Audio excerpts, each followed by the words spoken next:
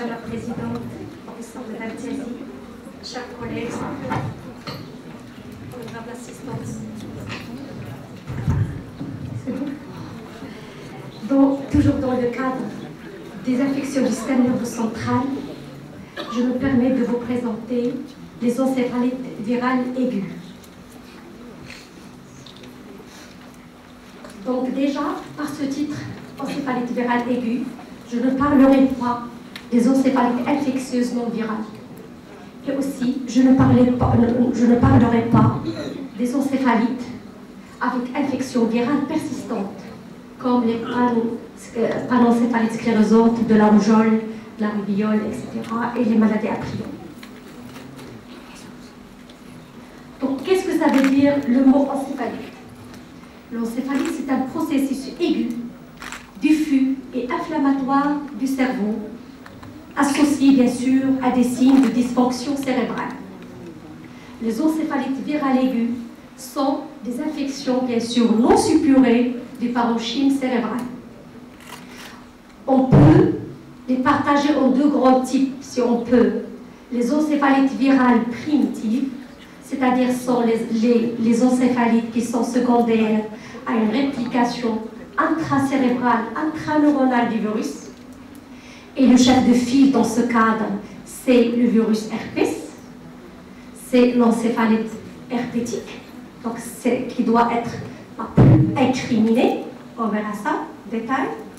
Et le deuxième groupe d'encéphalites, c'est les encéphalites ou encéphalomyélites post-infectieuses, qui sont aussi post-virales, mais qui sont d'origine auto-immune. Le pronostic de ces deux types, il dépend essentiellement de la virulence du virus qui est en cause et bien sûr du statut humain de l'hôte. Donc une infection encéphalite chez un immunocompétent, ce n'est pas la même chose qu'une encéphalite chez un immunosupprimé. Donc d'abord, de façon générale, je vais vous présenter le tableau du syndrome d'encéphalite aiguë. C'est un tableau clinique qui est bruyant, qui est fait d'une souffrance cérébrale aiguë. C'est un enfant qui était tout à fait bien, de façon aiguë, ou un peu subaiguë en quelques jours. Il présente des céphalées, une altération de la conscience qui est un signe cardinal. C'est l'altération de la conscience qui est très variable, qui peut aller d'une simple obnubilation jusqu'à un coma sévère. Et des crises épileptiques apparaissent, des signes neurologiques focaux à l'examen, une parésie, une hémiplégie, une parésie faciale, une aphasie, une ataxie, des paralysies des nerfs crâniens et des troubles neuropsychiatriques comme l'agitation, la prostration, des troubles de comportement de l'enfant. Sur ce tableau, la présence de la fièvre, il permet d'envisager la possibilité de l'encéphalite. Sinon, dans le cadre d'une apyrexie totale, on va penser plutôt à autre chose.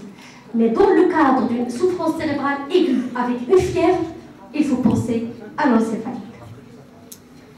Là, sur le plan clinique, sur le plan biologique, le LCR il se présente de cette façon. Une leucocytose qui est modérée, généralement ne dépasse pas de 100, de 50, de quelques éléments à 200, avec une lymphocytose. Sur le plan protéinorachide, il est modérément élevé.